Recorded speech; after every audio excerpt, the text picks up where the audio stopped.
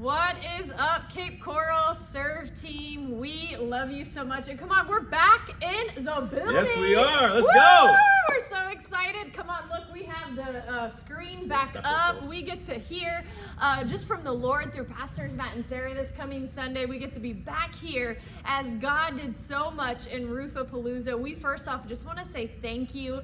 Whether you are part of maybe the Serve Team, maybe you were there just to receive and attend. Come on, God moved in a powerful way. But we have some really exciting things that we want to tell you and just prepare you for this coming Sunday and into this season. So Michael, what would you say? Yes. So now that Roofapalooza is officially over and we're back in the building, there's just some changes that we're going to go back to. And so one of those things that we're going to go back to is where we used to park before Roofapalooza, which is we're going to go back to our Serve Team parking lot behind the building and then walk around. This is going to allow us to free up more parking spaces for those who are attending and those who are new, especially since we won't have the golf cart anymore to drive them from that space. Yes, come on, that's exciting. So we just practically wanted to let you know about the parking. And the number two is just really the spirit. Like God did something really, really special during that time in Roofapalooza. And what you said is just so real.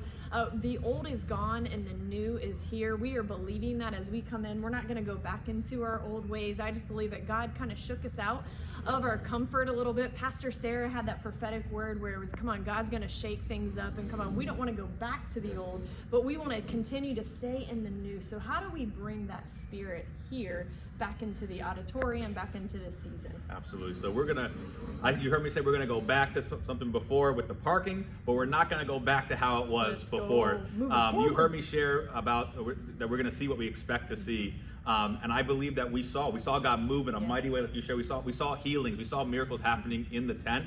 And I believe that that the temptation is going to be, as we go back into the building, is to go back to how it was before. And can I tell you that we can't do that. We can't go back to the way it was before, because God has done this new work that we're going to continue to rise up and carry it forward. And so how do we bring that spirit back into the building? How do we continue to live that way? There's two practical ways. One is to rest, is to rest well in God. And I don't mean a rest that's like we work, rest, stop, and then work, and then stop. But a rest that no, you're good. A rest that we continue to just rest in Christ as we are putting our hands to what we're called to do, as we're doing the work, as we're serving, as we're at work during the week, or whatever that looks like. I love that the passage where Jesus says, are you tired? Are you weary? Are you worn out?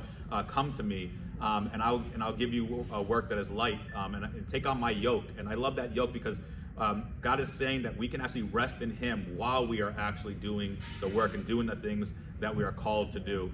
The second thing is to have a pure heart, and a pure heart that just goes to God and goes to Him and seeks Him and is unoffendable and is seeking unity, and is seeking to be a peacemaker and to sow in peace. And I believe that if we can walk in those two things as we go back into the auditorium, we're going to continue to see God move in a mighty way, and even see Him do things that we haven't seen Him do yet. That is right. Come on, blessed are those that are pure in heart, for they will see God. And I don't know about you, but I know we want to see God move. Come on, God is going to continue to move.